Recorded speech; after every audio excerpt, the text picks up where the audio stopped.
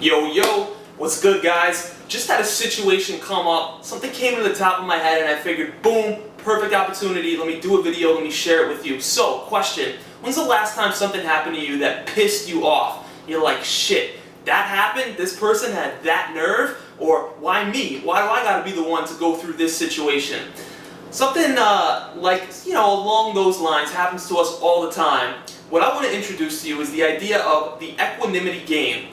So Marcus Aurelius, actually, I think I have his book right here, I do, Meditations, and that wasn't props, that was there, just happened to be there, right next to the homeboy Ralph Waldo Emerson, two of my favorite philosophers. And Marcus Aurelius says equanimity, right? What does the word come from? It comes from these two words. It means evenness of mind, equi and nimity.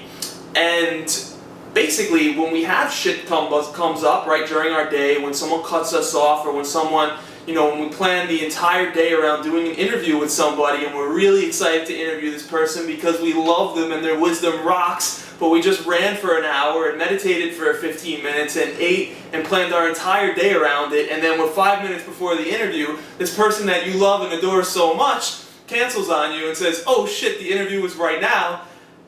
What happens? Do you say fuck? Do you get really pissed off? Does the day get ruined? Do you go take a nap? Do you go punch a wall? Like, how do you deal with it, right? Or when your boss comes breathing down your neck and he says you're an idiot indirectly, or he makes you look like a fool in front of somebody, or when your parents, don't get you, or when your parents have their own tendencies that piss you off, how do you deal with it, right? So the equanimity game is, how quick can you get back to evenness of mind, right? Boom, you got a spiritual bitch slapping. Okay, pardon the language. What do, right? You got a little hit knocked up, right? How do you deal with it?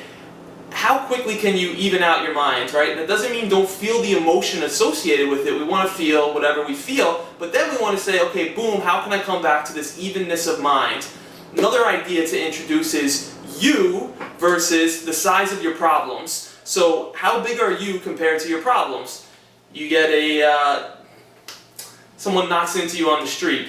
Well, how big is that problem to you on a scale of 1 to 10? Is that a 8? Like, how the fuck did this person just disrespect me like that? Or is it a 2? Like, that person didn't see me, it happens, and I'm just going to keep walking, and thank God I have a shoulder that has nerves in it that I can even feel, and I'm able to walk down a block and breathe fresh air and whatnot, right?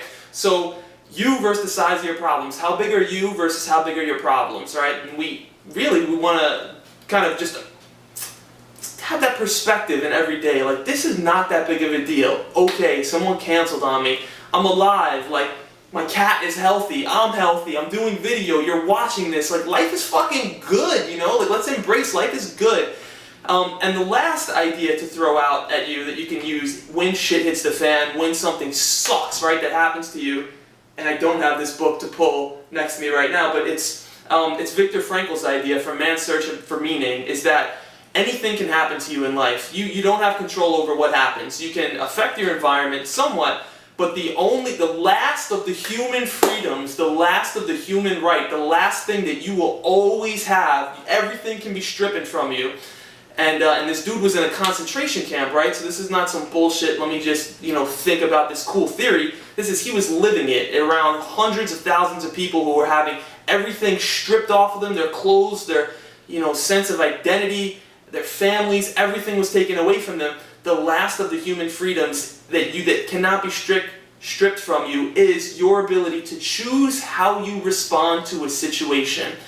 How do you respond to something? What is the meaning that you give to it? Viktor Frankl created logotherapy, which is the idea that with the challenges that we face in life, when we assign a different meaning to them, we can persevere and even use those events to empower us, like being in a Holocaust, using that to empower us to do something else. And that what he noticed is that people who had meaning associated with their lives were the ones who were able to sustain being in the concentration camp, deal with whatever suffering was going on, and ultimately, make it through, or make it longer, or make it last, or whatnot, right? So, a couple ideas. The equanimity game. How quickly can we get back to this evenness of mind? The next idea is you versus the size of your problems. How big are you versus the size of your problems? How much perspective can you have? Can you find some fucking gratitude in the situation?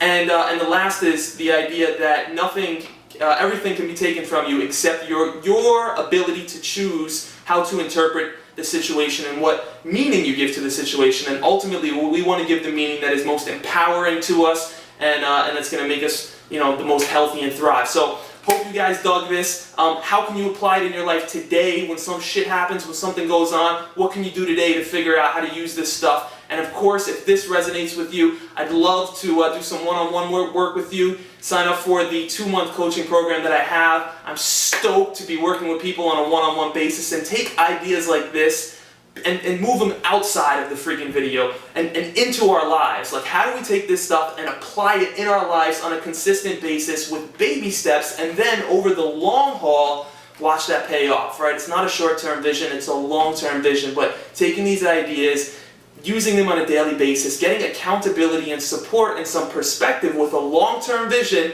is some cool stuff. So again, if you're interested in that, hit me up, shoot me an email, jacob@sensify.com, and just tell me why. Tell me why you want to work with me. Tell me why you want to change your life. That's the most important piece of information that will let me know if this is a good fit, this being me, you, and of course, Krylon. So, life is good. We'll talk soon. Stoked about the future and happy to support you on your path and play together with all that goodness. So, alright, there it is. Talk soon. Peace!